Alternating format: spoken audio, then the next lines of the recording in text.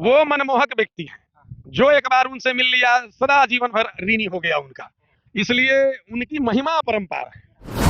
पटना से तो direct national highway है, नहर का रास्ता है जो औरंगाबाद तक जाती है। पटना आने के बाद हम उनको बस सेवा सुविधा दे रहे हैं एम्स के पास से। 3 लाख वर्ग फीट में यहाँ लोगों को बैठ करके उनका प्रवचन, उनका कथा सुनने का मौका मिलेगा। 200-300 एकड़ में रोड के 3 साइड, 3 तरफ से रोड आता है, तीनों साइड में 200-250 एकड़ में पार्किंग की व्यवस्था की गई है। यहाँ प्रसाद ग्रहण करने के लिए 40 काउंटर का व्यवस्था किया गया है। 1.5 लाख लोगों का जो है सो कि टेंट सिटी में रहने की व्यवस्था की गई है।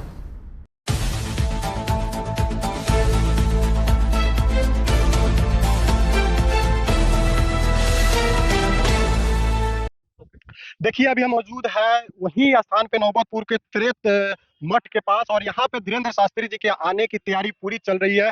और यहाँ पे कुछ लोग हैं, इनसे हम पूछेंगे कि आखिर यहाँ पे जो लोग चाह रहे हैं आना, जैसे नेपाल से भी, दूसरे राज्य से भी आने के लिए, तो किस प्रकार से आएंगे? अगर पटना आ जाते हैं तो वहां से कैसे यहाँ पे आएंगे? कितना रास्ता है आने का? पटना से तो डायरेक्ट नेशनल हाईवे है, नहर का रास्ता है जो औरंगाबाद तक जाती है। पटना आने के बाद हम उनको बस सेवा सुविधा दे रहे हैं एम्स के पास से, और एम्स के पास से सुविधा दे रहे हैं यहाँ तक आने का।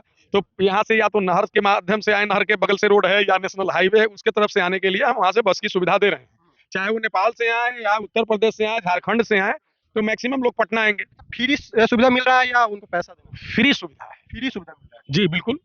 तो यानी वो तो बस से जो आएंगे पटना आएंगे उनके लिए है, जो अपने खुद के गाड़ी से आ रहे हैं तो उनके आने के लिए किस तरह से? तो खुद से गाड़ी से ही आ रहे हैं तो उनके लिए आने के लिए लोकेशन क्या है? लोकेशन यहाँ नौबतपुर तरेत पाली स्थान है, और नौबतपुर फेमस हो गया है। और माननीय धीरेन्द्र कृष्ण शास्त्री जी के वजह से आज सिर्फ बिहार में नहीं, पूरे हिंदुस्तान में इस जगह का नाम रोशन हुआ है। मैं तो शुक्रगुजार हूँ बिहार सरकार का कि उन्होंने गांधी मैदान का प्रोग्राम रद्द किया और नारायण की कृपा से तरेत पाली स्थान में इस कार्यक्रम को हुआ है, जिसमें देख लीजिए कि 3 लाख वर्ग फीट में यहाँ लोगों को बैठ करके उनका प्रवचन, उनका कथा सुनने का मौका मिलेगा।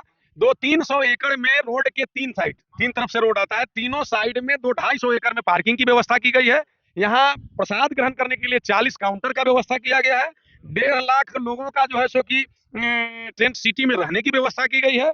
जहां तक अनुमानित है तो लगता है कि शायद 50,000 या उससे ज्यादा तो सिर्फ नेपाल से ही आ रहे हैं, और हम लोगों के अनुमान से यहाँ 5 लाख लोग प्रतिदिन कम से कम आएंगे।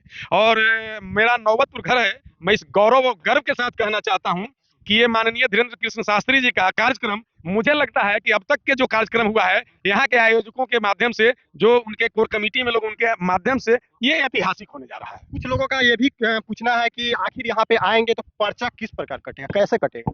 पर्चा कटने की कहाँ बात हो रही है? पर्चा नहीं कटेगा। पर्चा और खर्चा की बात तो नहीं होती है यहाँ। अर्जी लगेगा या नहीं लगेगा? अर्जी तो लगेगा। उनका 15 तारीख को दिव्य दरबार 12 बजे से है, तो दिव्य दरबार में जिसका जो नंबर लगेगा वो स्वयं बुला लेंगे, तो मैं अर्जी लगेगा। हाँ बिल्कुल। अच्छा, जो यानी अलग अलग राज्य से आ रहे हैं, जैसे एमपी से आ रहे हैं, वो लोग कॉल करके हम लोग से पूछ रहे हैं कि आखिर हम लोग इतना दूर से आ रहे हैं, तो जब 2 दिन 3 दिन 4 दिन रुकेंगे तो आखिर रहने की व्यवस्था किस प्रकार से? मैंने तो बताया है कि 1.5 लाख लोगों के लिए टेंट सिटी बन रहा है।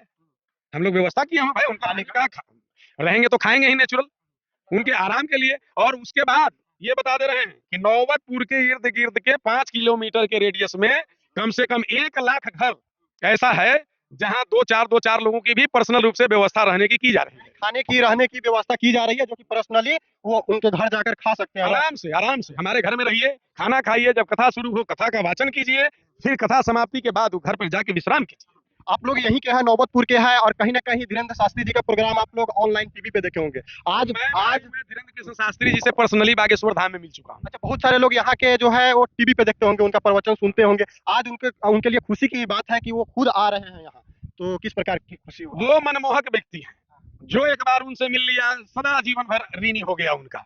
इसलिए उनकी महिमा अपरंपार है। सुनने में आ रहा है कि उनके गुरु भी यहाँ आ रहे हैं, धीरेन्द्र कृष्ण शास्त्री जी का, यानी देखिए वो तो गुरुदेव आ रहे हैं, तो जब धीरेन्द्र शास्त्री जी का इतना हम सम्मान पूर्वक, आदर पूर्वक सम्मान करने के लिए तत्पर हैं, तो वो तो उनके भी गुरु हैं, तो उनके लिए तो विशेष भाव हम लोगों के प्रति ऑटोमेटिक है।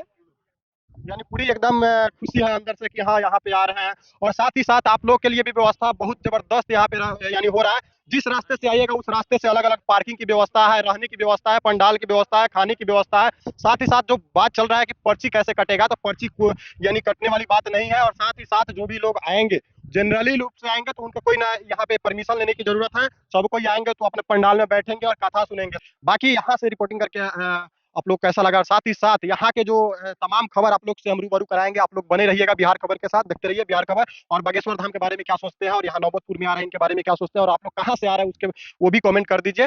बाकी देखने के लिए बहुत बहुत धन्यवाद। मैं सुभाकर कुमार।